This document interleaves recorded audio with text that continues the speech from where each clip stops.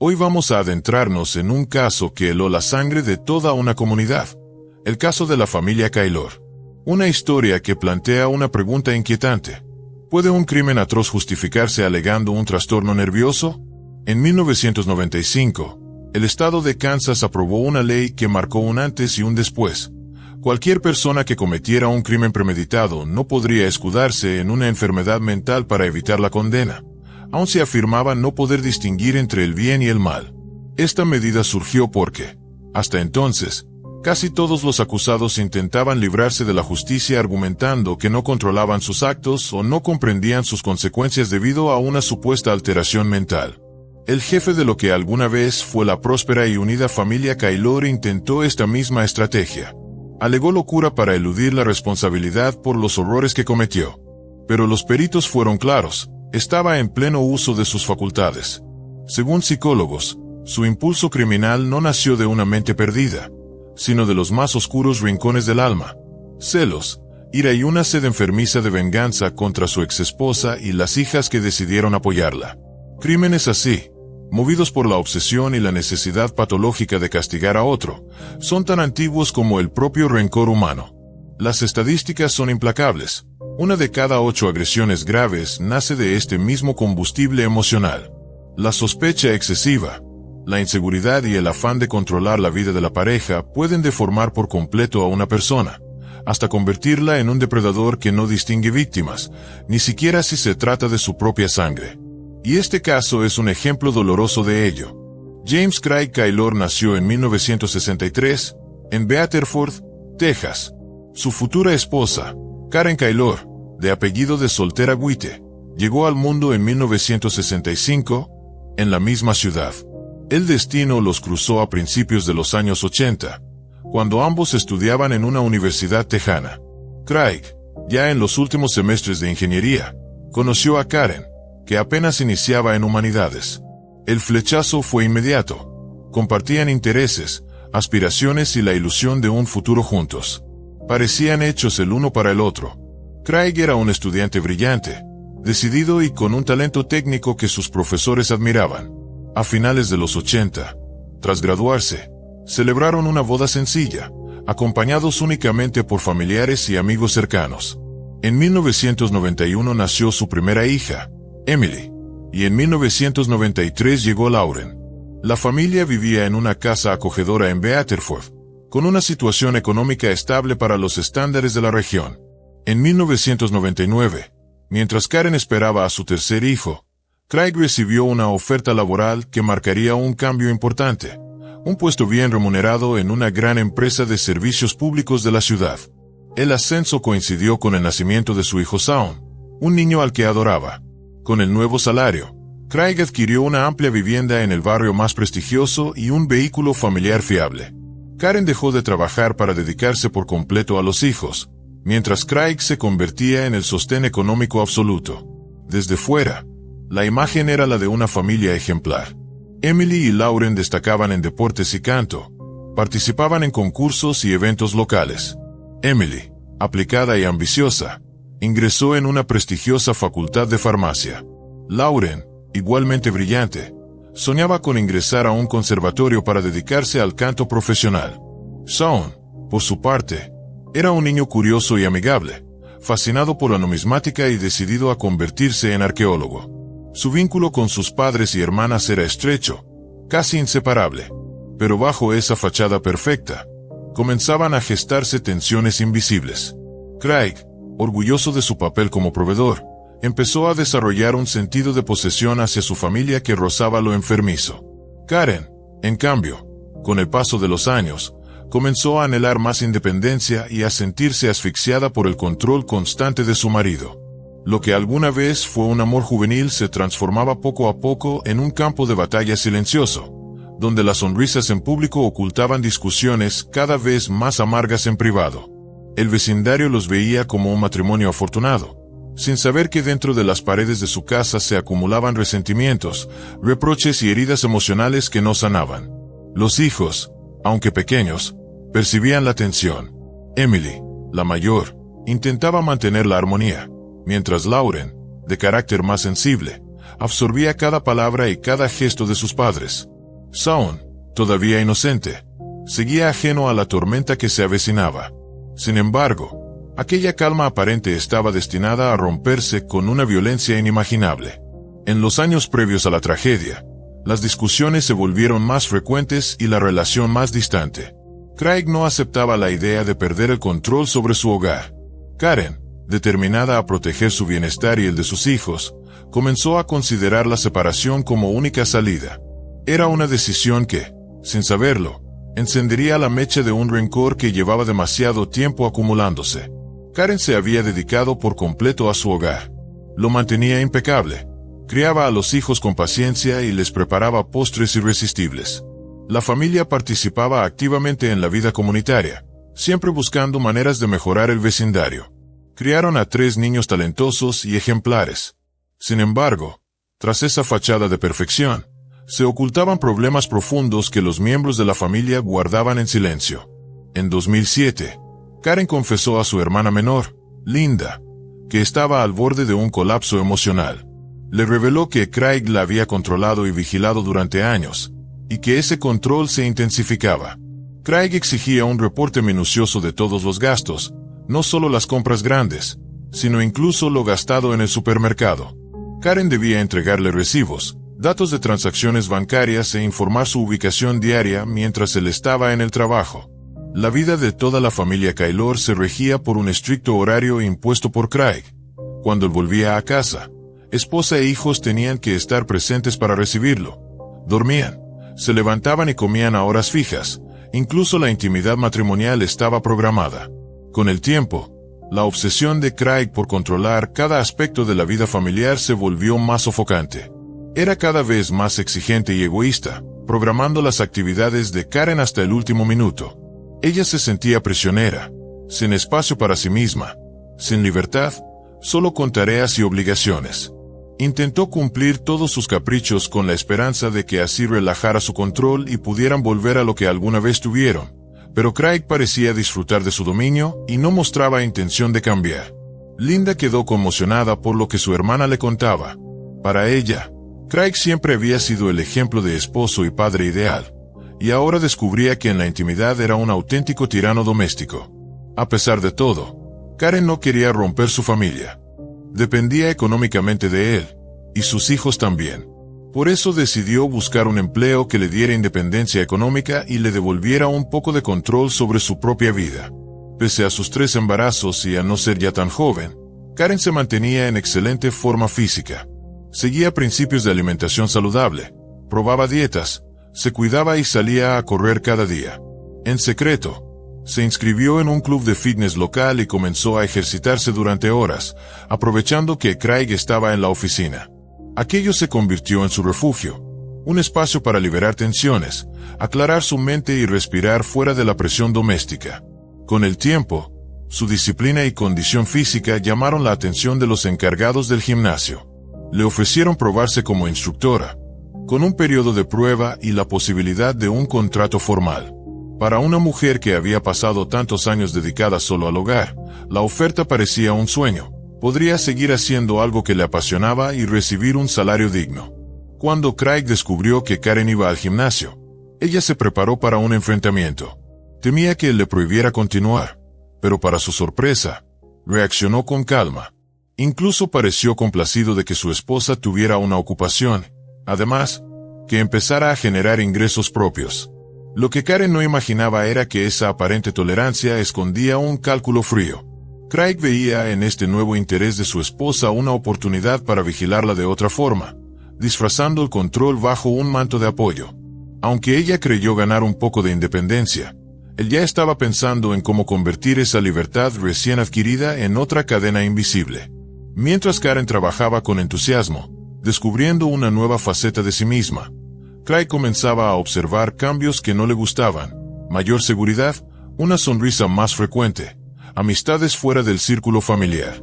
Estos signos, que para cualquier pareja sana serían motivo de orgullo, para él eran una amenaza directa a su dominio. Poco a poco, lo que para Karen era un soplo de aire fresco, para Craig se transformó en una obsesión silenciosa. En su mente, la idea de perder a su esposa y con ella el control absoluto sobre su vida, empezó a gestar un resentimiento oscuro, un germen de violencia que aún no mostraba su rostro, pero que pronto se manifestaría de la manera más trágica posible. Craig puso solo 3 condiciones para aceptar la nueva rutina: que Karen estuviera en casa cuando él regresara, que preparara las comidas y que no alterara su vida íntima programada. Para ella, aquello parecía un precio justo a cambio de obtener libertad de acción y la posibilidad de cubrir sus propios gastos sin tener que rendirle cuentas por cada centavo. En ese nuevo escenario apareció un giro inesperado. Un instructor recién llegado al club de fitness, llamado Sunny Reese. Desde el primer encuentro, Karen y Sunny congeniaron. Para Karen, que llevaba años aislada del mundo exterior como ama de casa, Sunny se convirtió rápidamente en una confidente. Compartían jornadas de trabajo, caminatas, cafés y conversaciones profundas que iban mucho más allá de lo superficial. Aquella complicidad creció hasta transformarse en algo más. Lo mantuvieron en secreto, pero la intensidad de sus sentimientos fue en aumento, al punto de que Karen sintió que debía contárselo a Craig. Pasó meses buscando las palabras adecuadas, temiendo su reacción y sin saber cómo empezar. Finalmente, un día se armó de valor y le confesó la verdad. Para su sorpresa, Craig reaccionó sin escándalos ni gritos. Pero al día siguiente, su calma aparente reveló un trasfondo inquietante. Craig le dijo que aceptaba la relación, siempre y cuando él pudiera participar. Karen quedó helada ante aquella propuesta, incapaz de darle una respuesta inmediata. Craig, sin esperar, comenzó a cortejar a Sunny, enviándole flores y pequeños obsequios, viéndolo como una oportunidad para renovar su vida conyugal y añadirle nuevas experiencias. Al principio, ambas mujeres cedieron a la presión, quizás por confusión o por evitar un conflicto mayor. Sin embargo, pronto comprendieron que para Craig aquello no era un gesto de apertura, sino un juego de poder. La dinámica se volvió insostenible y el supuesto triángulo se rompió. Craig, herido en su orgullo, exigió que Karen pusiera fin al romance. Ella se negó, convencida de sus sentimientos por Sunny, y continuó viéndola en secreto. Después de casi 20 años de matrimonio, Karen parecía decidida a dejarlo por una nueva relación. Craig, atrapado entre la humillación y la obsesión por mantener el control, ideó un plan que creía la solución definitiva: mudarse a otro estado. Sin decirlo abiertamente, esperaba que la distancia con Sunny pusiera fin al romance y que su esposa volviera a su lugar en la familia. En el verano de 2008, tras semanas de enviar currículums, consiguió un puesto como director de aguas en una importante empresa de Columbia, Missouri, ciudad cercana a Kansas. El cambio fue abrupto.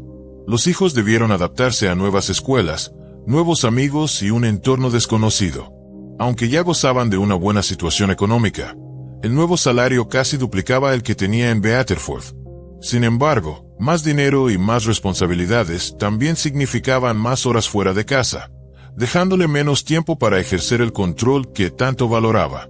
Craig creyó que ese vacío lo llenaría la mudanza misma, que Karen se aislaría y se alejaría de Sunny. No imaginaba que, para ella, la distancia física no apagaría lo que sentía, y que incluso podría fortalecer su determinación de vivir la vida que había empezado a soñar. Durante los primeros meses en Columbia, la tensión era palpable. Craig vigilaba en silencio, esperando señales de que su estrategia funcionaba. Karen, en cambio, intentaba adaptarse, pero su mente seguía anclada en el vínculo que había dejado atrás. Las discusiones resurgían con cualquier pretexto, y la casa que debía ser un nuevo comienzo se impregnaba de la misma hostilidad que habían intentado dejar en Texas. Craig no veía, o no quería ver, que su plan estaba fracasando.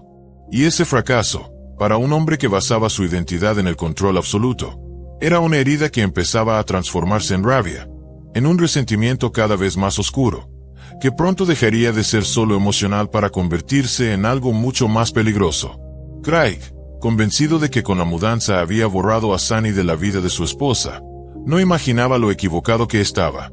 Karen y Sunny seguían en contacto constante, intercambiando llamadas, mensajes y encuentros clandestinos. Se citaban a mitad de camino entre sus ciudades, pasaban un par de horas en un motel de carretera y luego regresaban a sus casas, como si nada. Para entonces, Karen ya tenía claro que su matrimonio estaba condenado. No amaba a Craig y el divorcio era solo cuestión de tiempo. Aquellos encuentros secretos se prolongaron hasta diciembre de 2008. La víspera de Año Nuevo, la familia Kaylor regresó a su ciudad natal para reunirse con familiares y amigos. Sunny también asistió a la fiesta. Al principio, Karen y Sunny se comportaron con discreción, limitándose a saludarse. Pero, a medida que avanzaba la noche y el alcohol hacía efecto, dejaron de cuidar las apariencias. Permanecían juntas, tomadas de la mano, intercambiando miradas cargadas de deseo. Incluso hubo testigos que aseguraron verlas besarse. Para Craig, aquello fue una humillación insoportable. Karen no solo le había sido infiel, sino que lo había expuesto frente a decenas de viejos amigos, compañeros y conocidos. La rabia lo consumió. Hizo una escena pública, atacando verbalmente tanto a su esposa como a Sunny, y luego arrastró a Karen fuera de la fiesta a la fuerza. En el trayecto a casa, perdió por completo el control, la sujetó con tal violencia que le desgarró el vestido, le dio una bofetada y la hizo caer, golpeándose la cabeza contra el suelo. El regreso al hogar no trajo calma. Días después, Karen le anunció que lo dejaba y que ya había iniciado los trámites de divorcio, solicitando además la custodia de los hijos. Craig intentó revertir la decisión, pidiendo otra oportunidad y apelando al bienestar de la familia. Pero Karen fue inflexible. Se marchaba con Sunny y le confesó que jamás había sido verdaderamente feliz a su lado. Desesperado, Craig recurrió a amigos y familiares en común, rogándoles que intercedieran por él. No funcionó. En la primavera de 2009, todavía bajo el mismo techo, una nueva discusión estalló y Craig volvió a agredirla físicamente, algo que no había ocurrido desde aquella fatídica fiesta de Año Nuevo. Karen lo denunció a la policía y fue arrestado. Ante las autoridades, él insistió en que su esposa estaba histérica y que solo la había sujetado para calmarla, justificando así las marcas en sus brazos. Tras este episodio, Karen no esperó a que el divorcio se concretara. Tomó a sus hijos y se mudó. Para Craig fue un golpe demoledor, pero lo que más lo hirió fue enterarse de que Emily y Lauren habían tomado partido por su madre, confesando que por primera vez en mucho tiempo la veían realmente feliz. Craig interpretó esto como una traición imperdonable. Desde entonces, se negó a hablar con ellas, concentrando su atención únicamente en Shaun, a quien llamaba con frecuencia y llevaba consigo los fines de semana, ignorando deliberadamente a sus hijas.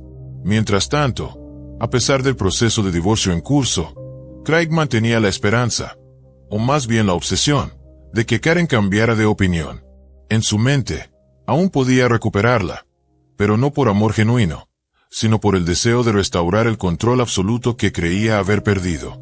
Esa ilusión enfermiza, lejos de apagarse, empezaba a mezclarse con un resentimiento profundo, un sentimiento que pronto pasaría de las palabras y pensamientos oscuros a acciones irreversibles.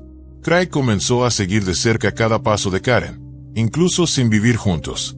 Preguntaba a vecinos, husmeaba en redes sociales, y buscaba cualquier señal de que su vida sin él no fuera tan perfecta. Cada sonrisa, cada salida y cada fotografía en la que aparecía feliz con sus hijos o con Sunny era para él una provocación directa. Su frustración crecía con cada día que pasaba, y su mente se sumergía en un ciclo sin retorno de ira y venganza. Para quienes lo conocían de lejos, Craig seguía siendo un hombre correcto, trabajador y educado. Pero dentro de él se estaba gestando una tormenta que, cuando estallara, dejaría un rastro imborrable de dolor y tragedia. Craig no podía aceptar la idea de perder a Karen. Su mente estaba consumida por los celos y la obsesión de recuperarla. Intentó controlarla como antes, pero ahora lo hacía desde la sombra. La vigilaba a todas horas, merodeaba frente a su casa, la seguía por la ciudad en un auto rentado para pasar inadvertido e incluso intentó colocar una cámara oculta dentro de su vivienda cuando nadie estaba presente. Aquella vigilancia enfermiza exigía tiempo y dedicación. Primero pidió vacaciones en el trabajo, luego alegó estar enfermo, hasta que finalmente dejó de presentarse sin dar explicaciones. Esta conducta imprudente llevó a que lo despidieran. Sin ingresos y sin poder sostener su propio hogar, se vio obligado a mudarse con sus padres. Pero la pérdida de su empleo no redujo su obsesión. Al contrario, le dio más tiempo libre para acosar a su exesposa. La seguía a todas partes, obligando a Karen a llevarlo a los tribunales para obtener una orden que le prohibiera acercarse. En noviembre de 2009, Días antes de Acción de Gracias, Karen viajó con sus hijos al pequeño pueblo de Burlingame, Kansas, para visitar a su abuela Dorothy Witte, de 89 años, y pasar allí las vacaciones. La noche del 29 de noviembre, la policía local recibió una llamada de emergencia. Un vecino había visto una camioneta estacionarse frente a la casa de la anciana, de la que descendió un hombre que entró en la vivienda. Poco después, se escucharon gritos y disparos. El sospechoso salió rápidamente, subió al vehículo y huyó. Por temor a que estuviera armado, los vecinos no intervinieron.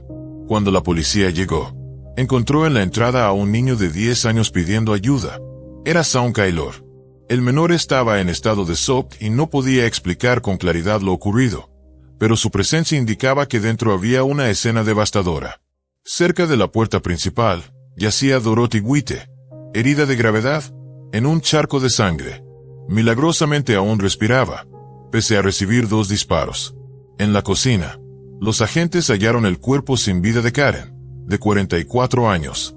Había sido herida en el pecho y rematada con un disparo a quemarropa en la cabeza. Craig no le dejó oportunidad de sobrevivir. El cuerpo de Emily, de 18 años, estaba entre una pared y un sofá. Todo indicaba que intentó esconderse de su padre, pero la encontró y le disparó 2 veces a corta distancia. En la planta alta, en un dormitorio, hallaron a Lauren, tendida en un charco de sangre. Aún vivía y suplicaba débilmente por su vida, repitiendo una y otra vez que su padre era el responsable. Lauren y su bisabuela fueron trasladadas de urgencia a cuidados intensivos. Los médicos lucharon por salvarlas, pero el daño era demasiado extenso. Lauren murió el 1 de diciembre por pérdida masiva de sangre y lesiones internas. Dorothy falleció horas después. El único sobreviviente de la masacre, Shaun, estaba en shock profundo. Psicólogos especializados comenzaron a trabajar con él, aunque sabían que, como único testigo de la tragedia, su relato sería crucial para reconstruir los hechos. Mientras tanto, la comunidad de Burlingame intentaba asimilar el horror. En un pueblo pequeño, donde todos se conocían, el ataque de Craig no solo había destruido a una familia, sino que también había dejado una cicatriz colectiva. Las calles tranquilas se llenaron de murmullos, incredulidad y miedo. Nadie podía comprender cómo un hombre que alguna vez fue visto como esposo y padre ejemplar había cometido semejante atrocidad. Para Shaun, la vida nunca volvería a ser la misma. En cuestión de minutos había perdido a su madre, a sus hermanas y a su bisabuela, y había visto el verdadero rostro de su padre. Aquella noche marcaría para siempre su memoria, convirtiéndose en una herida invisible que ni el tiempo ni la distancia podrían borrar. El caso apenas comenzaba a investigarse, pero desde el primer momento quedaba claro para la policía que no se trataba de un arranque impulsivo. Los pasos previos, la persecución constante y la planificación de Craig mostraban un crimen premeditado, impulsado por la venganza y el deseo enfermizo de destruir a quienes consideraba culpables de su desgracia. Shaun recordaba cada instante con una claridad aterradora. Su madre estaba en la cocina, preparando la cena. Él se acercó para pedirle sus pasteles favoritos, cuando de pronto la puerta trasera se abrió de golpe. Su padre apareció, empuñando una escopeta. Sin pronunciar una sola palabra, apuntó directamente a Karen y disparó. Luego, se acercó y volvió a apretar el gatillo. Durante unos segundos, el niño quedó paralizado por el miedo. Craig se giró hacia él y lo miró fijamente, sin apuntarle, pero con una intensidad que helaba la sangre. Shaun comprendió que debía huir. Aprovechó que la puerta trasera seguía abierta y escapó hacia la entrada principal, con la esperanza de alertar a su abuela y hermanas y pedir ayuda. Sin embargo, antes de llegar, escuchó más disparos. El terror lo obligó a ocultarse en un pequeño cobertizo. Desde allí oyó varios tiros adicionales y esperó, temblando, a que su padre viniera por él. Mientras tanto, la policía emitió de inmediato una alerta. Craig Kaylor estaba armado y era extremadamente peligroso. Pronto comenzaron a llegar avisos de un camión circulando a gran velocidad. Eso permitió trazar la ruta de huida. En un momento, Craig abandonó el vehículo en una zona boscosa y continuó a pie por un camino desierto. Los agentes lo alcanzaron y lo detuvieron a la mañana siguiente.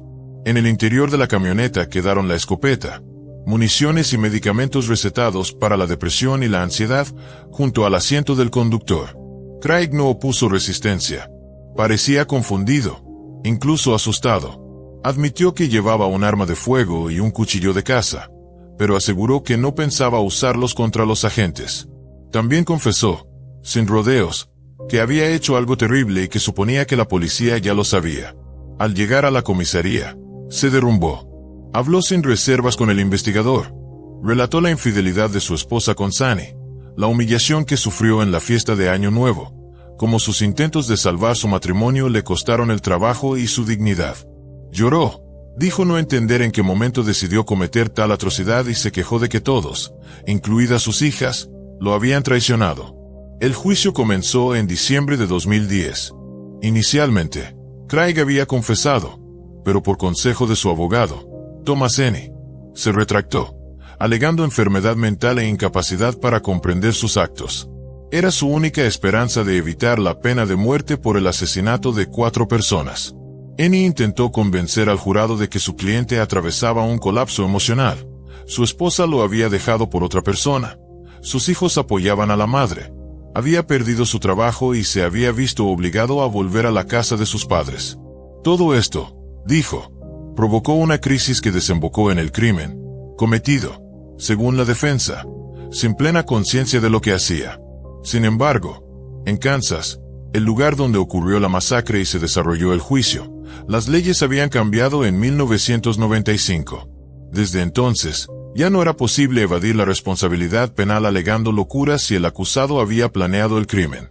Y las pruebas contra Craig demostraban que cada paso había sido calculado. El jurado escuchó testimonios escalofriantes, incluidos los de vecinos que habían visto al sospechoso llegar a la casa de Dorothy con un arma, y el de Shawn, quien, con voz temblorosa, relató cómo vio a su padre matar a su madre. La frialdad de Craig tras los disparos, su huida y las acciones previas que mostraban vigilancia constante, pintaban un retrato claro. No fue un acto impulsivo, sino un asesinato premeditado. La estrategia de la defensa se desmoronaba. El fiscal presentó evidencia de que Craig había mentido deliberadamente en sus movimientos, manipulado a su entorno y esperado el momento en que toda la familia estuviera reunida para maximizar el daño. Su supuesto estado mental alterado no era más que un último intento desesperado de evitar la condena máxima. Cuando el veredicto llegó, el silencio en la sala fue absoluto. Craig Taylor fue declarado culpable de 4 cargos de homicidio en primer grado. La sentencia fue ejemplar: cadena perpetua sin posibilidad de libertad condicional. Para muchos, aquello no reparaba el daño irreparable que dejó, pero al menos aseguraba que nunca volvería a caminar libre. En el exterior del tribunal, familiares de las víctimas se abrazaban entre lágrimas. No había alivio real, solo la certeza de que la justicia, dentro de lo posible, se había cumplido. Y para Shawn, aquel niño que había sobrevivido a la noche más oscura de su vida, quedaba la difícil tarea de aprender a vivir con un recuerdo que jamás lo abandonaría. En Kansas, la antigua ley que permitía a un acusado evitar la pena máxima alegando locura había sido derogada años antes. El jurado escuchó de la fiscalía que no existía ni una sola prueba que indicara que Craig actuó en un estado de enajenación o bajo un trastorno mental severo. Al contrario, cada paso mostraba una planificación meticulosa. Compró armas y municiones con antelación. Se dirigió a la casa de Dorothy Witte sabiendo que allí estaba toda su familia, y a cada víctima le disparó 2 veces, asegurándose de que no hubiera posibilidad de sobrevivir. Sin embargo, tomó la decisión consciente de dejar con vida a su hijo Shawn, permitiéndole huir. En agosto de 2011, el jurado lo declaró culpable de todos los cargos y lo condenó a muerte. Shawn, que tenía 12 años en aquel momento, testificó en la audiencia final. Con una madurez dolorosa para su edad, dijo que no deseaba la muerte de su padre, ya que era el único familiar cercano que le quedaba. Craig y sus abogados presentaron numerosas apelaciones, intentando revertir la sentencia o, al menos, conmutar la pena capital. Todas fueron rechazadas. Hasta el día de hoy, Craig Taylor sigue en prisión, luchando por que su caso sea revisado y su condena anulada. Shawn, tras la pérdida de su madre y hermanas, quedó bajo la custodia legal de su abuela materna. Con el tiempo, logró graduarse, continuar sus estudios y forjarse una vida en su estado natal. Convertido en adulto, ha optado por permanecer allí, cerca de los recuerdos de su familia, intentando seguir adelante a pesar del peso de lo ocurrido. El caso Kaylor quedó grabado en la memoria colectiva como un ejemplo del horror que puede desatar la obsesión y el control enfermizo. Para la comunidad, fue una lección amarga sobre cómo la violencia puede gestarse en silencio, detrás de las paredes de un hogar que aparenta normalidad. Y para Shaun, la historia no es una crónica de tribunales, sino la herida que marcó toda su existencia, recordándole cada día que fue el único al que su padre decidió perdonarle la vida. A pesar del paso de los años, el eco de aquella noche sigue presente en los registros judiciales, en las páginas de sucesos y en la mente de quienes la vivieron. Es la historia de cómo el amor se corrompió hasta transformarse en destrucción total, y de cómo un solo sobreviviente carga con la memoria de todo lo perdido. La noche del 18 de diciembre de 2013, mientras la mayoría dormía en paz, Brianne Varland fue abruptamente sacada de sus sueños por una llamada inesperada. Eran la 1:45 de la madrugada cuando, todavía adormilada, contestó el teléfono. Al otro lado de la línea, su mejor amiga Heather lloraba desconsolada. Entre sollozos, Heather le contó que había recibido una llamada de Sidney, su exnovio. Él le confesó que se había separado de su esposa, que lamentaba profundamente su ruptura y que deseaba volver a intentarlo con ella. Brianne, intrigada, le preguntó por qué había contestado, y Heather explicó que el número era desconocido. Por eso, decidió responder. Brianne, con voz firme, le recordó que hacía poco tiempo había logrado sobreponerse al dolor de esa relación y que volver a involucrarse con Sidney sería retroceder. La tranquilizó como pudo, convenciéndola de descansar y olvidarse de la conversación por esa noche. Se despidieron, sin imaginar que esa sería la última vez que hablarían en circunstancias normales. El condado de Howry, en Carolina del Sur, suele describirse como un lugar idílico. Sus playas, entre las que destaca Myrtle Beach por su belleza y popularidad, atraen a miles de visitantes cada año.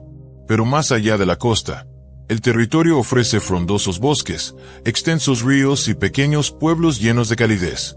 Sin embargo, esa tranquilidad aparente se quebró la mañana del 19 de diciembre, cuando la policía local halló un vehículo abandonado en un paraje remoto a orillas del río Waccamaw. Se trataba de un Dodge Intrepid verde, estacionado en Peachtree Landing, un pequeño embarcadero para botes al final de un camino poco transitado, a unos 13 kilómetros de Myrtle Beach. Al revisar la matrícula, los agentes descubrieron que el auto estaba registrado a nombre de Terry Elvis. Al llegar a su casa y darle la noticia, Terry, que estaba sentado en su sofá viendo televisión, sintió un vuelco en el estómago cuando supo que el vehículo pertenecía a su hija Heather. De inmediato, intentó llamarla, pero no obtuvo respuesta. Sin perder tiempo, aceptó acompañar a los oficiales hasta Peachtree Landing. Al llegar, la vista del auto de su hija en un lugar tan solitario le provocó inquietud, aunque trató de convencerse de que probablemente había sido robado y abandonado allí. Con una llave de repuesto que él mismo entregó, los agentes abrieron el coche y lo revisaron minuciosamente. No había rastros de pertenencias, ni bolso, ni llaves, ni teléfono celular. La preocupación de Terry creció como una sombra. Llamó al restaurante donde Heather trabajaba, pero el encargado le informó que ella no había ido y que no tenía turno hasta el día siguiente. Ese fue el momento en que comprendió que algo estaba muy mal. Le dijo a la policía que ese comportamiento no era propio de su hija, y que temía que algo grave hubiera sucedido. El hallazgo del vehículo y su ubicación en un lugar tan apartado abrían más preguntas que respuestas. El muelle, rodeado por árboles y con el murmullo del agua golpeando suavemente la orilla, era un escenario inquietante.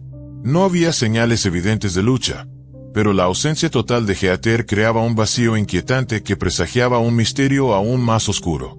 En ese momento, nadie podía prever que las próximas horas se convertirían en una carrera contra el tiempo. Cada minuto que pasaba hacía crecer la sensación de que la joven podía estar en peligro. Los agentes, aunque sin pruebas concretas, comenzaron a tratar el caso con cautela, conscientes de que un error en las primeras horas podría significar perder la oportunidad de encontrarla con vida. Mientras tanto, en el corazón de Terry, una mezcla de angustia y negación lo mantenía de pie. No podía aceptar que algo malo le hubiera sucedido a Heather, pero la realidad ante sus ojos lo empujaba a una verdad cada vez más difícil de ignorar. Lo que comenzó como una llamada de madrugada pronto se transformaría en una pesadilla que marcaría para siempre a una familia y a toda una comunidad. El lugar donde apareció el vehículo de Heather no fue considerado de inmediato una escena del crimen. No había vidrios rotos, señales de forcejeo ni rastros de sangre. Sin embargo, la ausencia de la joven y lo inusual de la situación llevaron a las autoridades a abrir una investigación por desaparición. Policías y voluntarios peinaron el terreno, mientras buzos exploraban el lecho del río Vácama. En medio de la búsqueda, se encontraron restos humanos en el bosque cercano, pero pronto se determinó que pertenecían a un hombre desconocido y no a la joven desaparecida. Los investigadores comenzaron a indagar en la vida de Heather Elvis, de tan solo 20 años, hija de Terry y Debbie Elvis, residentes del condado. Heather mantenía un vínculo estrecho con sus padres y con su hermana menor, Morgan. Su padre aseguraba que la familia siempre había sido unida, apoyándose mutuamente en todas las decisiones importantes.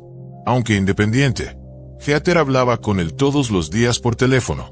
En 2011, tras graduarse de la preparatoria St. James, Heather les anunció a sus padres que deseaba mudarse con su mejor amiga, Brianne Varland.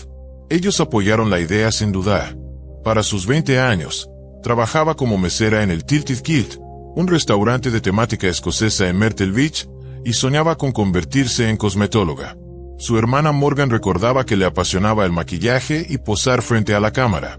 Todos la describían como creativa, ambiciosa, alegre y con un espíritu libre. Brianne contaba que, cuando la gente hablaba de Heather, siempre lo hacía con una sonrisa, porque su energía positiva iluminaba cualquier lugar. En 2013, llevaba un año compartiendo apartamento con Brianne en Myrtle Beach y todo parecía ir bien.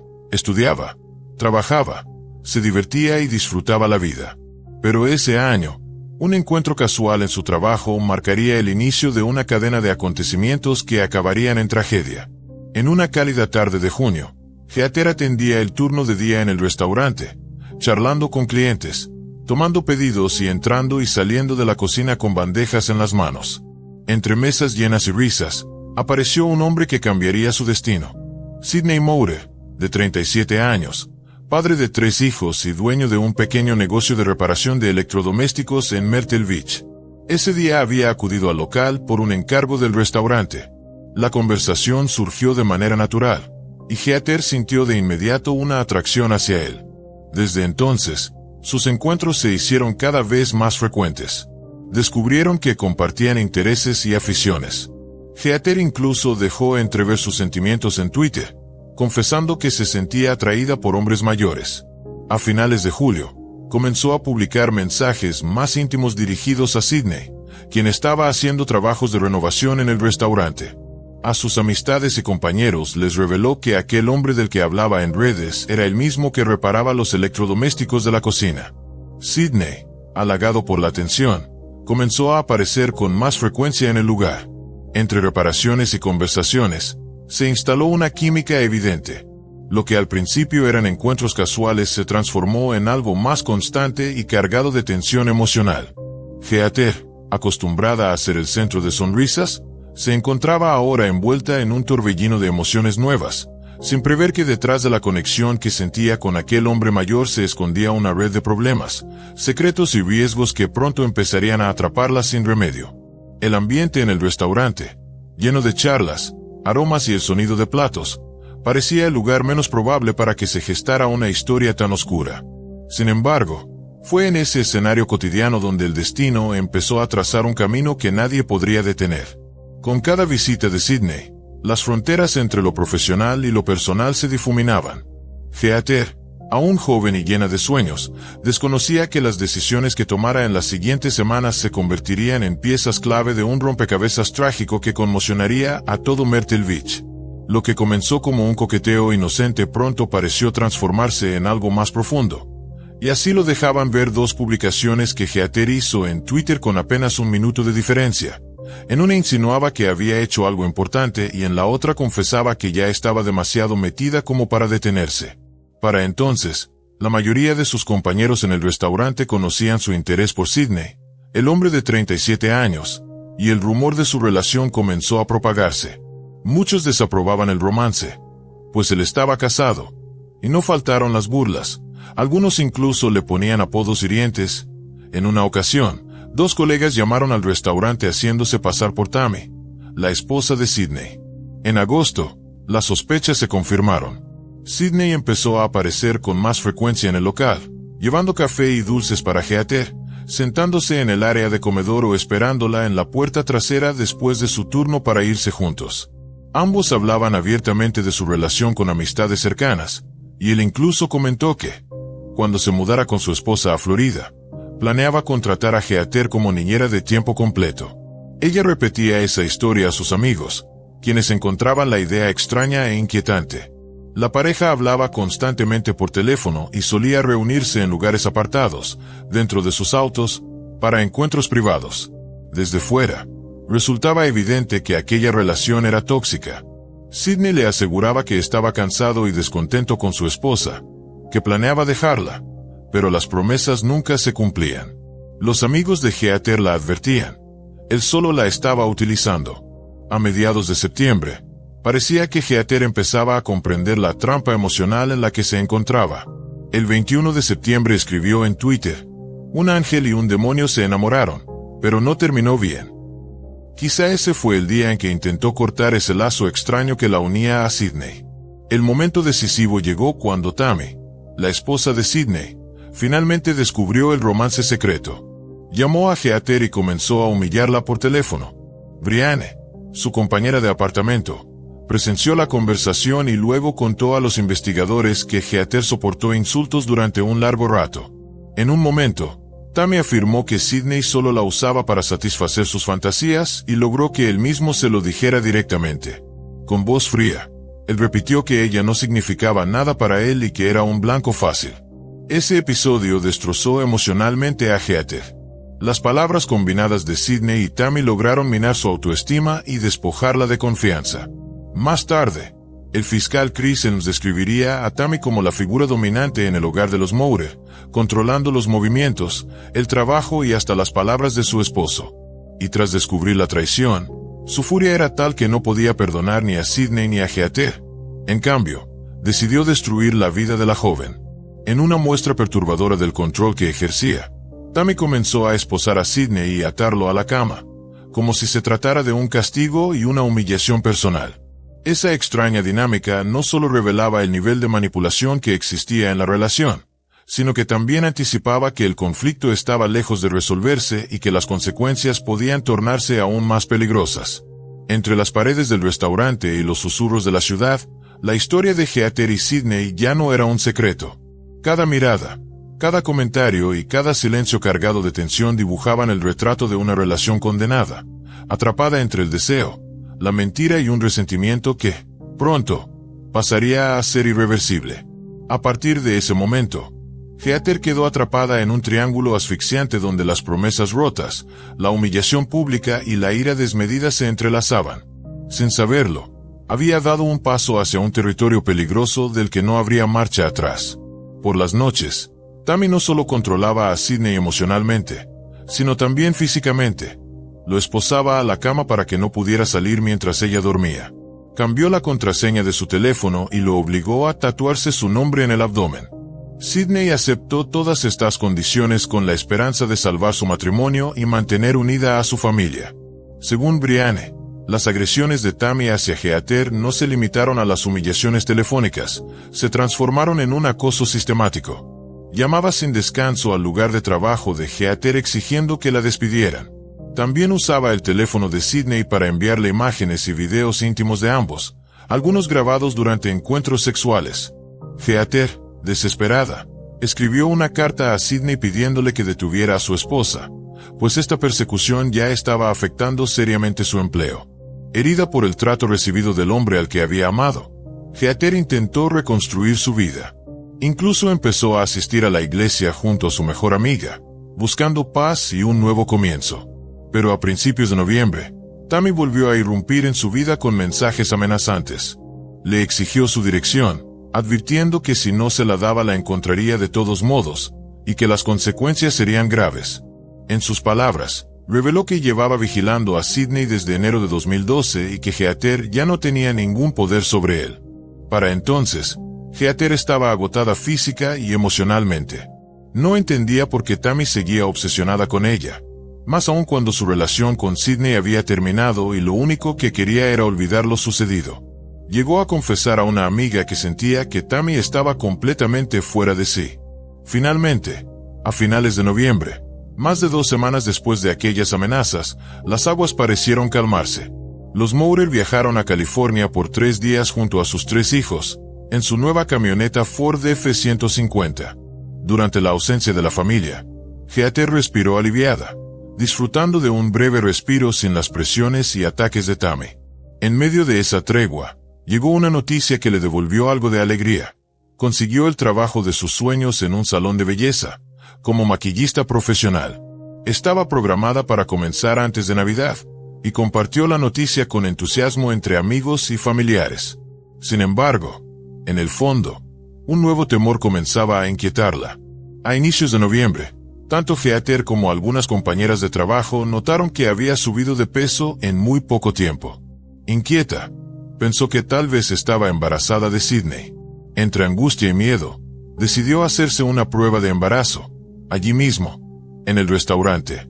La gerente, Jessica Cook, contaría después a la policía que Heather estaba desesperada y temía que, de confirmarse un embarazo, Tammy pudiera hacerle algo terrible. La prueba resultó defectuosa, y Heather nunca llegó a saber si esperaba o no un hijo de Sidney. Brianne, su mejor amiga, mencionó que en ese momento Heather no había tenido intimidad con nadie más. Así, la duda quedó suspendida en el aire. Un misterio más que, de ser cierto, podría haber encendido aún más la ira de Tammy y sellado el destino de Heather. Ese periodo, breve y engañosamente tranquilo, fue apenas una pausa antes de que la tormenta regresara con más fuerza. Heather, sin saberlo, estaba a punto de entrar en la etapa más oscura de su historia, donde viejas heridas y nuevas amenazas se entrelazarían, dejando muy poco espacio para la esperanza. Era como si cada pequeña chispa de felicidad en su vida estuviera destinada a ser apagada por una sombra persistente que se cernía sobre ella, una sombra que no estaba dispuesta a dejarla escapar. A pesar de la preocupación por un posible embarazo, en el invierno de 2013 Heather mantenía su carácter optimista. Decidida a dejar atrás el pasado, se propuso iniciar una nueva etapa en su vida, con la esperanza de encontrar una relación más sana y feliz.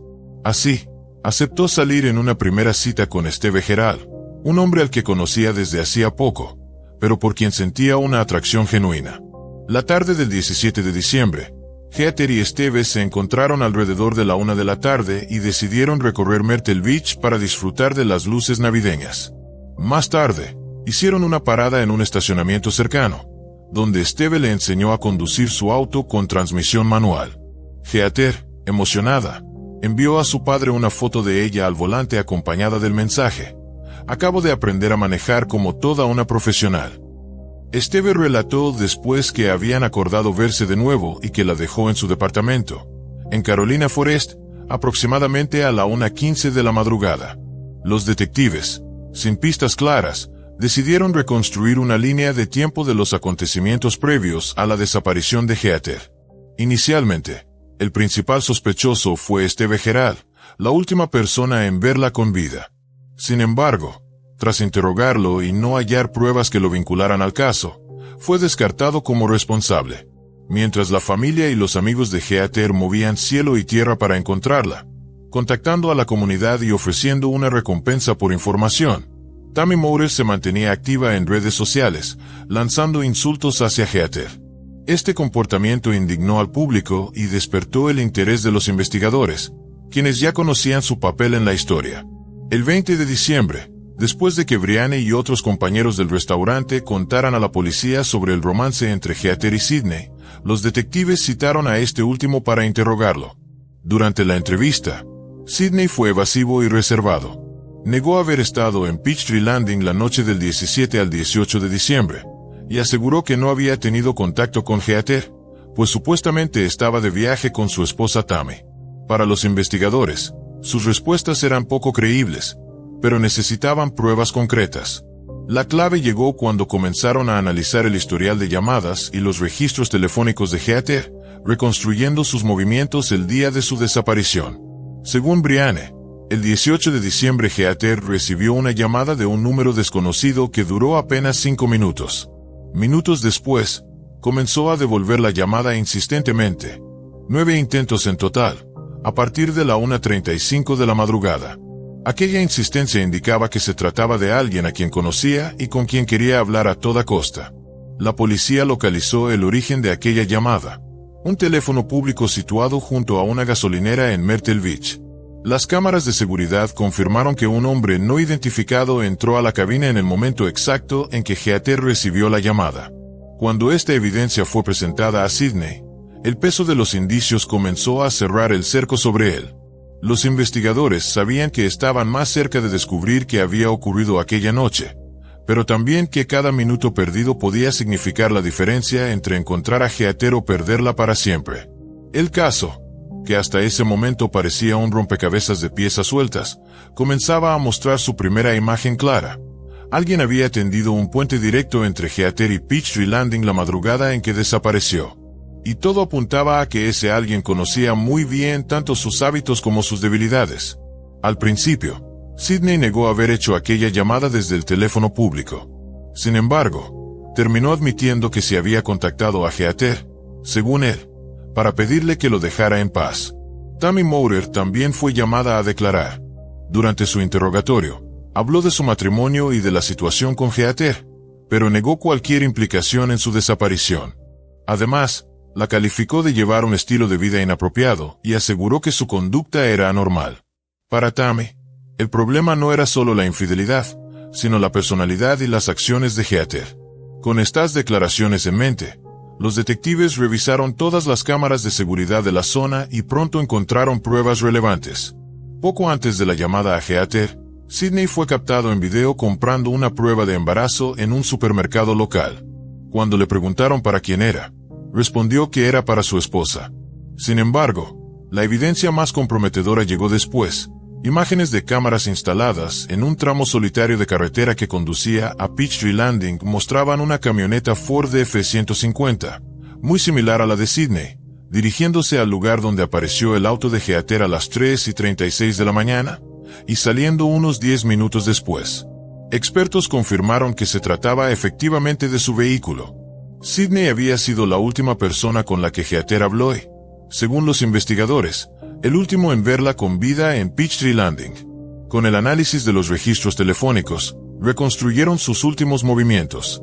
A las 2:30 de la mañana, el teléfono de Heather intentó llamar al número del teléfono público usado por Sidney, pero nadie contestó. Ella se dirigió entonces a Lonbeards Bar and Grill, cerca de su departamento. Permaneció allí unos 15 minutos y después condujo hacia Augusta Plantation Drive. Regresó a Lonbeards, se quedó otros 15 minutos e intentó llamar a Sidney de nuevo, sin éxito. Luego volvió a su apartamento y permaneció apenas 5 minutos. A las 3:25 de la mañana, el teléfono de Sidney recibió otra llamada, que contestó, y hablaron durante 4 minutos. A las 3:37, el teléfono de Heather fue localizado en Peachtree Landing. Desde allí, hizo 3 intentos de comunicarse con Sidney, pero él no contestó. El último intento se registró a las 3:41 de la mañana, y un minuto después, a las 3:42, el teléfono quedó desconectado para siempre. La grabación de la camioneta de Sidney en la zona se convirtió en una pieza clave, pero aún había más. Tras obtener una orden judicial, los investigadores registraron la casa de los Mowrer. Descubrieron que, de forma sospechosa, el 20 de diciembre habían retirado su sistema de videovigilancia y al día siguiente habían instalado uno nuevo. Aunque no pudieron recuperar las imágenes del sistema anterior, se obtuvieron grabaciones del nuevo. En ellas, se veía a Sidney y Tammy limpiando minuciosamente el interior de su camioneta y luego quemando los trapos usados, todo el mismo día en que instalaron las nuevas cámaras. Ese acto, captado en video, borraba cualquier apariencia de inocencia. Para los investigadores, era la confirmación de que ambos intentaban eliminar pruebas que los vinculaban con la desaparición.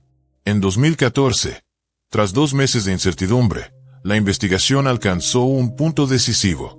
El 21 de febrero de ese año, la policía finalmente anunció un importante avance, marcando el inicio de una nueva fase en un caso que ya había conmocionado a todo Myrtle Beach y que, a partir de entonces, dejaría de ser solo una desaparición misteriosa para transformarse en un asunto criminal de alto perfil. Que Sidney y Tammy Mowrer habían sido arrestados bajo cargos de secuestro de Heather. Posteriormente, también se les acusó de asesinato, a pesar de que el cuerpo de la joven nunca fue hallado. Sin embargo, mientras permanecían en prisión, los Mowrer se negaron a dar cualquier tipo de testimonio. La policía continuó buscando el cuerpo de Heather, pues sin él no contaban con las pruebas necesarias para llevar los cargos de homicidio a juicio. Finalmente, esos cargos fueron retirados, pero la acusación por secuestro permaneció. Para Debbie, la madre de Heather, la noticia fue agridulce. Le dolía que se abandonara la acusación por asesinato, pero sentía alivio al no tener que asistir a un juicio donde escuchar los detalles de lo que podría haberle ocurrido a su hija. La familia esperaba que esa decisión animara a testigos potenciales a declarar. Los 5 meses que Sidney Mowrer pasó tras las rejas no fueron el final de su historia. En 2017, fue declarado culpable de obstrucción a la justicia y sentenciado a 10 años de prisión. Después de eso, tanto él como Tammy debían enfrentar el juicio por el secuestro de Heather Elvis. El caso despertó un interés masivo del público y acaparó la atención mediática. En 2019, 6 años después de la desaparición de Heather, se celebraron extensas audiencias judiciales en las que se presentaron testimonios de testigos, pruebas y evidencias que vinculaban a la pareja con el crimen. Tras solo 2 horas de deliberación, el jurado emitió su veredicto. Sidney y Tammy Mowrer fueron hallados culpables de secuestrar a Heather Elvis. El tribunal los sentenció a 30 años de prisión a cada uno por el secuestro y la conspiración asociada. Ambas condenas se cumplirían de manera concurrente. Luego del veredicto, Sidney pidió hablar en la sala. A pesar de la condena, insistió desesperadamente en proclamar su inocencia. Se dirigió a los padres de Heather con palabras de aparente empatía, reconociendo que su hija era una joven maravillosa y lamentando la tragedia que la había golpeado. Como padre, dijo comprender su dolor, aunque admitió que nada podía cambiar lo ocurrido entre él y Heather. Tras el juicio, los padres de la joven ofrecieron una entrevista que les resultó sumamente dolorosa. Expresaron su esperanza de que aquel no fuera el final, y aseguraron que algún día Sidney y Tammy revelarían la verdad. Describieron a su hija como una chica luminosa y sincera, que sufrió a manos de personas crueles y engañosas. En el cumpleaños de Heather, sus seres queridos organizaron una campaña en el parque público donde fue hallado su automóvil. Los vecinos llevaron flores y donaciones al improvisado memorial. El dinero recaudado fue destinado a un centro para personas desaparecidas, como homenaje a Heather y como forma de apoyar a su familia en la búsqueda de respuestas. Hasta el día de hoy, el cuerpo de Heather Elvis no ha sido encontrado. Su familia continúa publicando anuncios de persona desaparecida cada año, en la fecha de su nacimiento, con la esperanza de mantener vivo su recuerdo y el de tantos otros que se han desvanecido sin dejar rastro. Debbie, su madre, declaró que no encontraba paz hasta saber qué le ocurrió a su hija. Mantiene la esperanza de que su constancia y resistencia algún día permitan descubrir la verdad, y que en algún momento alguien se atreva a contar qué pasó realmente con Heather. A pesar de los años y del silencio, Debbie se aferra a la idea de que existe una persona que guarda las respuestas y que, tarde o temprano, decidirá hablar. Cada aniversario, cada fecha importante, se convierte en un recordatorio doloroso de la ausencia. Sin embargo, también es un impulso para seguir luchando.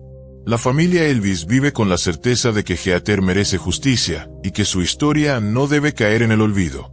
Es un compromiso que han asumido con ella y con todas las víctimas que, como ella, siguen desaparecidas. En las calles de Myrtle Beach, aún se pueden ver carteles y retratos con su sonrisa, y aunque para algunos puedan parecer imágenes antiguas, para su familia son símbolos de una lucha que sigue viva. En el corazón de sus padres, Heather no es solo un recuerdo, es una promesa pendiente, un nombre que exige respuestas y un caso que, hasta que se resuelva, continuará siendo una herida abierta para toda la comunidad.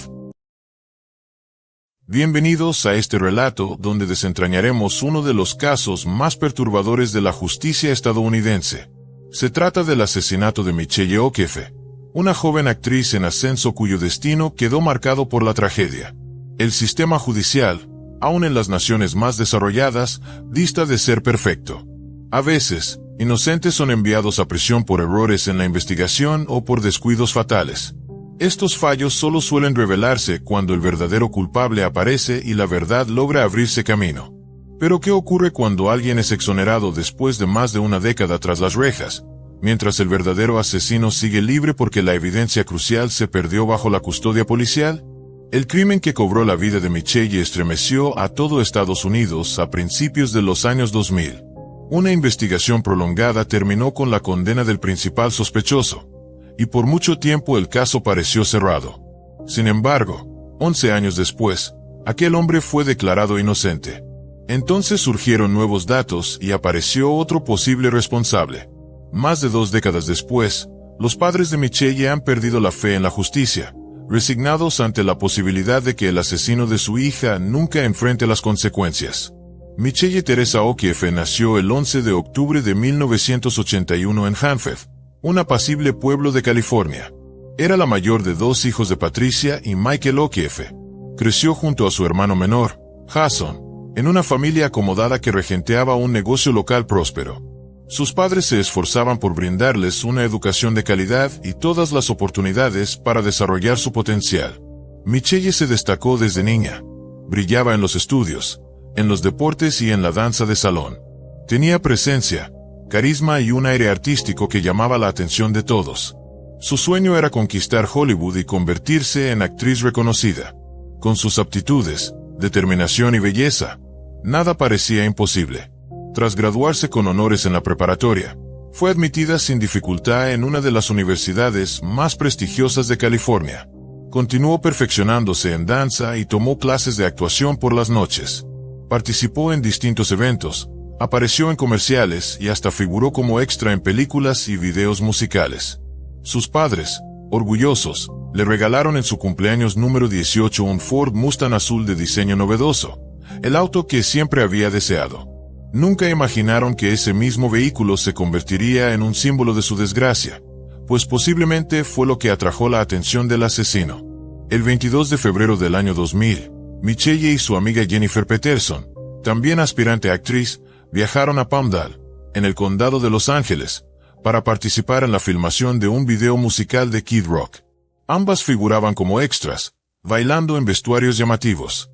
El rodaje se prolongó durante casi todo el día, y cuando regresaron al estacionamiento del parque de diversiones donde habían dejado sus autos, ya oscurecía. Jennifer se disponía a regresar a casa, mientras que Michelle tenía clases de actuación esa noche. Charlaron un momento antes de despedirse. Jennifer se dirigió a su auto, pero Michelle prefirió quedarse un poco más para cambiarse de ropa. No quería llegar a su clase con el atuendo provocativo que usó en el rodaje. Sin un espacio privado cerca, tomó la arriesgada decisión de cambiarse ahí mismo, junto a su Mustang, convencida de que estaba sola. Fue un instante de vulnerabilidad que terminó por marcar su destino. Jennifer, que aún conversaba por teléfono con su novio dentro de su coche, alcanzó a notar que las luces del Mustang de Michelle se encendieron. Su impresión fue que su amiga se disponía a irse, lo que la tranquilizó. El volumen de la música en su auto no le permitió escuchar nada más. Lo último que vio, antes de tomar la salida del estacionamiento, fue lo que creyó era el Mustang de Michelle comenzando a retroceder. Nunca sospechó que detrás de esas luces se ocultaba la tragedia. Aquella noche, Raymond Lee Jennings, un joven guardia de seguridad de 25 años, cumplía su turno en el parque. Cerca de las 9 escuchó lo que parecían ser disparos, seguidos por el estridente sonido de una alarma de coche. Jennings, que solo portaba un taser y sabía que no tenía forma de enfrentar a un hombre armado, dudó en acercarse al lugar. Consciente del peligro, decidió llamar de inmediato a su supervisora, Iris Malone, y reportar lo ocurrido, además de avisar a la policía. Malone llegó pocos minutos después, justo antes de que las autoridades arribaran al escenario del crimen. En los primeros instantes tras la tragedia, cada detalle, cada segundo, era crucial. Sin embargo, En esa cadena de hechos se escondían ya los errores que más adelante cambiarían el rumbo del caso. El estacionamiento apenas iluminado, la tardanza en llegar hasta el auto de Michelle, la falta de armas de defensa del guardia, y las primeras decisiones tomadas en esos minutos, sembraron dudas y dejaron huecos que con los años se convertirían en heridas imposibles de cerrar. Los investigadores encontraron a Michelle dentro de su Mustang. Tenía múltiples heridas de bala y su vida se había extinguido de manera abrupta. La escena del crimen mostraba signos de violencia y confusión, pero al mismo tiempo estaba cargada de preguntas sin respuesta. ¿Fue un ataque planeado o un crimen oportunista? ¿Qué vio el guardia aquella noche? ¿Qué escuchó realmente Jennifer antes de irse? Los primeros pasos de la investigación serían determinantes, y sin embargo, pronto se demostraría que no todo fue hecho con el rigor necesario. La familia O'Keefe recibió la noticia con incredulidad y devastación. La joven que tenía el mundo por delante había sido arrebatada en cuestión de minutos. Patricia y Michael, sus padres, se enfrentaron no solo al dolor inconmensurable de perder a su hija, sino también a un proceso judicial que, con el tiempo, les revelaría que la justicia puede ser tan cruel como el crimen mismo. En este caso, lo más inquietante es que la verdad se volvió un rompecabezas con piezas desaparecidas. La policía, que debía custodiar la evidencia, dejó escapar fragmentos esenciales para descubrir al verdadero asesino. Y en esa negligencia se gestó un error irreparable: la condena de un inocente.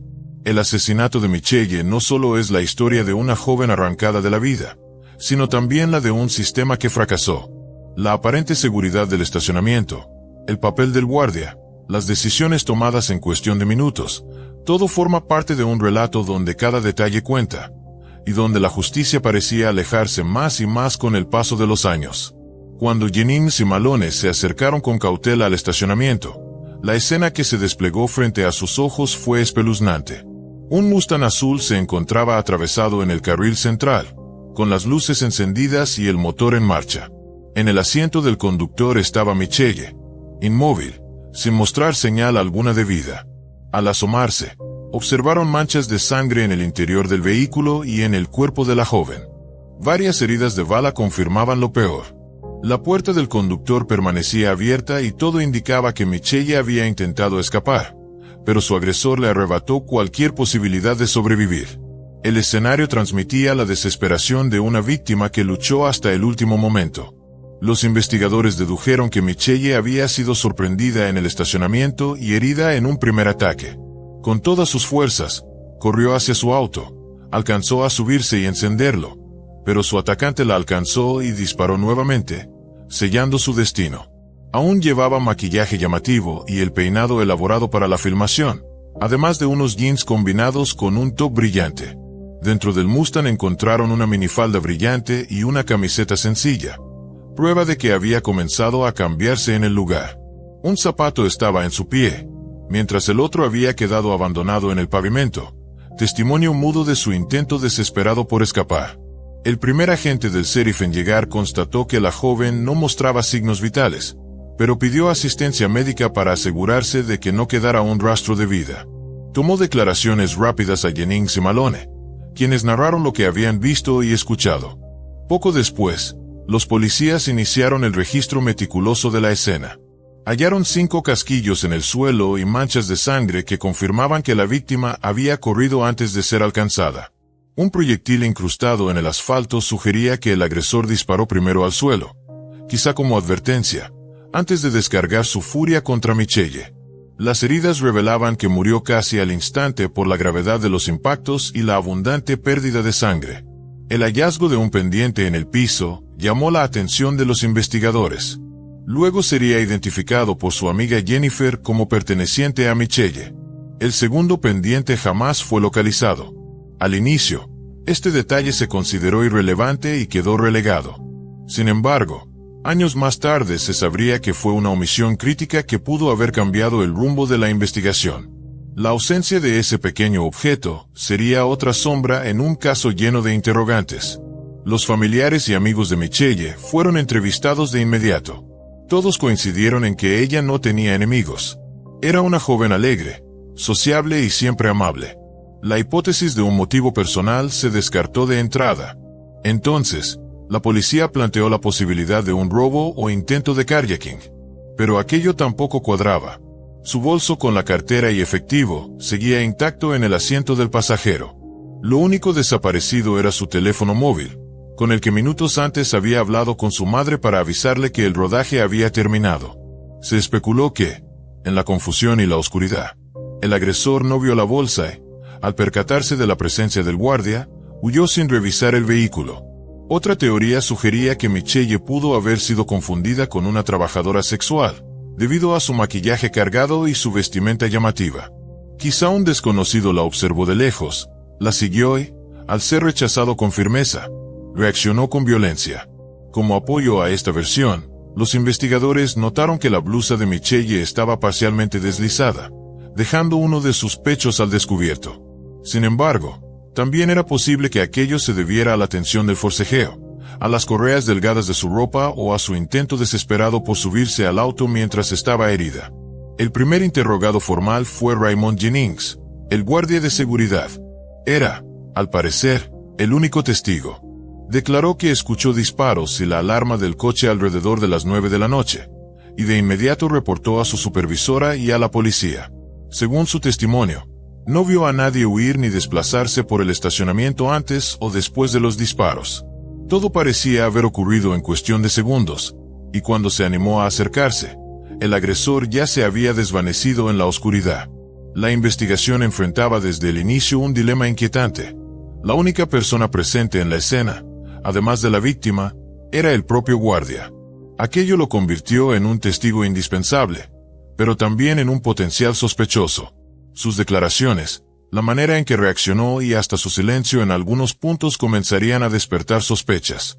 Lo que parecía un caso de asesinato con fugas se transformaría en una pesquisa cada vez más compleja, donde la línea entre culpable y testigo se volvió difusa.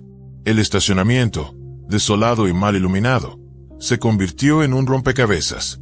Cada casquillo, cada mancha de sangre, cada objeto caído tenía un significado que los investigadores intentaban descifrar. Y sin embargo, lo más importante no eran solo las pruebas físicas, sino los vacíos, aquello que faltaba, lo que no se había visto, lo que quizá nunca se recuperaría.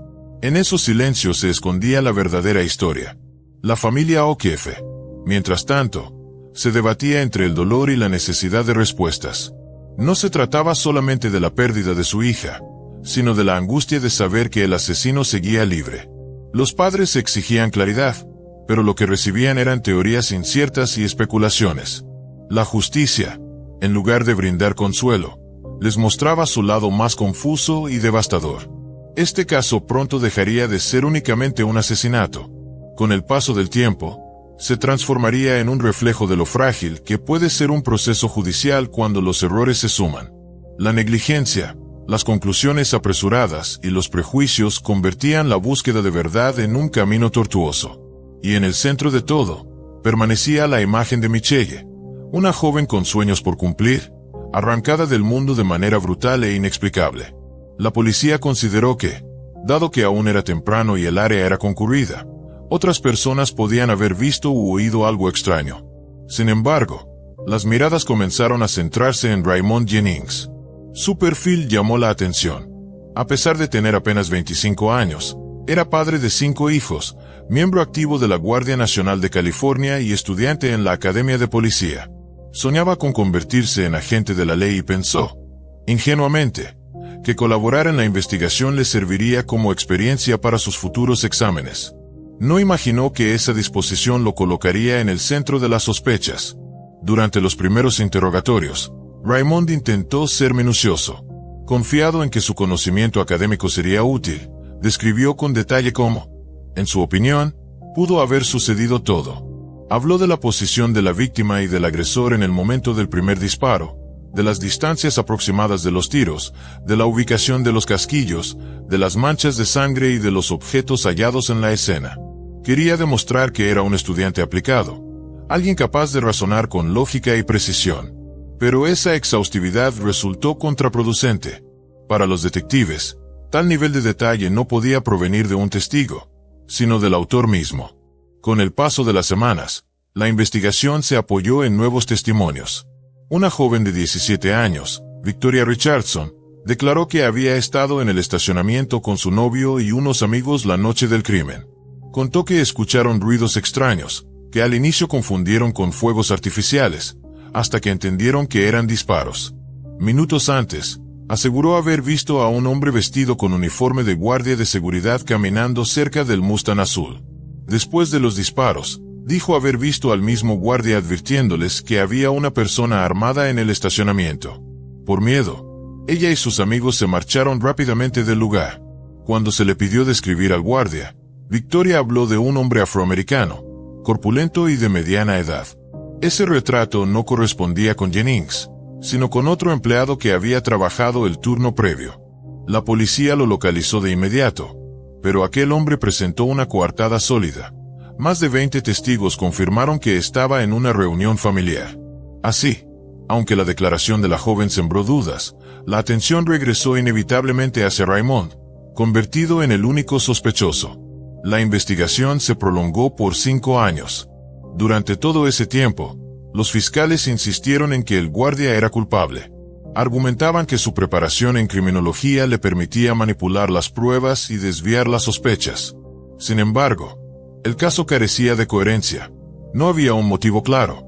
No se halló un arma vinculada a él, y el crimen parecía irracional. Raymond entregó voluntariamente su pistola registrada, y los peritos confirmaron que no era la utilizada en el asesinato. La fiscalía especuló con armas no registradas, pero nunca pudo demostrarlo. Mientras tanto, los padres de Michelle, Patricia y Michael O'Keefe, tomaron las riendas de su propia búsqueda de justicia. Contrataron investigadores privados, dieron entrevistas y aparecieron en programas de televisión para mantener viva la presión pública. Estaban convencidos de que Jennings era culpable y que debía responder por el crimen de su hija. Esa determinación, sumada a la falta de otros sospechosos, reforzó la narrativa oficial contra él. Con el tiempo, Jennings partió a Irak con la Guardia Nacional, donde permaneció casi 5 años. A su regreso a Estados Unidos, fue arrestado de inmediato. El juez fijó una fianza de $1 millón que él no pudo pagar, lo que lo obligó a pasar 1 año en prisión preventiva mientras su defensa y la fiscalía preparaban el juicio. Aceptó someterse a un polígrafo, pero no lo aprobó, lo que reforzó las sospechas en su contra. El juicio se convirtió en un espectáculo mediático. La fiscalía sostuvo que Raymond confundió a Michelle, por su vestimenta provocativa, con una trabajadora sexual. Según ellos, al ser rechazado, actuó impulsado por la ira y descargó su arma contra ella, para después reportar el incidente como si hubiese sido un testigo inocente. Era un relato sencillo y persuasivo, que encajaba con los prejuicios y con el dolor de la familia O'Keefe. Sin embargo, estaba construido sobre arena, con pruebas endebles y deducciones más cercanas a la especulación que a la certeza. La defensa, por su parte, insistía en que no había pruebas directas que vincularan a Raymond con el crimen. Pero en un caso tan mediático, la presión social pesaba tanto como la evidencia. Y en ese contexto, el destino del guardia quedaba en manos de un jurado que debía decidir entre la duda y la condena. A medida que el proceso avanzaba, quedó claro que el verdadero juicio no era solo contra un hombre, sino contra la propia confianza en el sistema judicial. Un testigo convertido en acusado, una familia clamando justicia, y un país observando cómo la incertidumbre podía ser más poderosa que la verdad. En todo este panorama, lo más perturbador era la fragilidad de la investigación. Los testimonios contradictorios, la pérdida de pruebas esenciales y la dependencia excesiva de conjeturas mostraban un escenario donde el error era no solo posible, sino inevitable.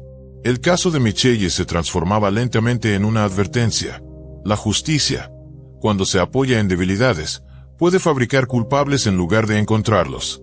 Y mientras tanto, en el trasfondo de la sala, resonaba la ausencia de la joven actriz que soñaba con llegar a Hollywood.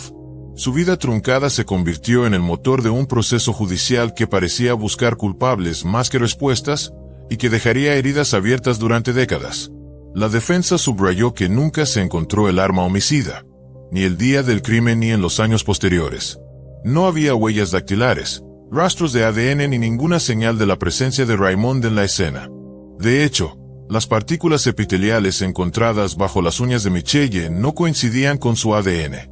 En lugar de investigar a quién pertenecían, Los detectives convencieron al jurado de que era contaminación accidental sin relevancia. Registraron a fondo sus pertenencias, su auto, su casillero y su casa, pero nunca realizaron una prueba de residuos de pólvora en su ropa la noche del asesinato. Pocos días después del crimen, Raymond presentó su renuncia alegando haber recibido amenazas anónimas. Entregó su uniforme una semana más tarde, y la fiscalía sostuvo que lo había lavado para eliminar rastros de pólvora. Sin embargo, el análisis reveló sudor y polvo acumulado, señal de que jamás había sido lavado. En el juicio, Victoria Richardson declaró haber visto a un guardia en el estacionamiento durante los disparos, pero nunca aseguró que fuera Jennings. Admitió que la oscuridad y la confusión podían haberla llevado a equivocarse. Aún así, la fiscalía utilizó su testimonio como un pilar para acusarlo. El jurado deliberó durante una semana sin lograr unanimidad, lo que obligó a un nuevo proceso. En febrero de 2009, 11 de los 12 jurados votaron culpable, y en diciembre de ese año la Corte Suprema condenó a Raymond Jennings a cadena perpetua, con posibilidad de libertad condicional tras 40 años. Jennings, en su última declaración, sostuvo su inocencia con firmeza. No siento remordimiento, porque no cometí este crimen. Pero la familia O'Keefe lo creyó culpable y recibió con alivio el veredicto. Encerrado, Jennings pasó casi 11 años viendo cómo sus apelaciones eran rechazadas una tras otra.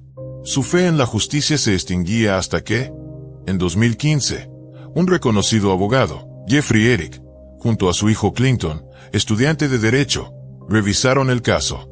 Descubrieron graves errores, inconsistencias y violaciones en el proceso judicial. Señalaron que el uniforme de Raymond no mostraba restos de pólvora ni sangre, solo sudor y polvo, que nunca se comprobó que estuviera armado, y que la policía ignoró la presencia de otras personas en el parque esa noche. Los Eric también resaltaron un dato inquietante. Victoria y su novio, con historial delictivo por robos a mano armada, estaban presos durante el juicio final, pero jamás fueron investigados como sospechosos del asesinato de Michelle. Los cartuchos recuperados, mezclados e inusuales para un tirador entrenado, sugerían un estilo propio de bandas callejeras.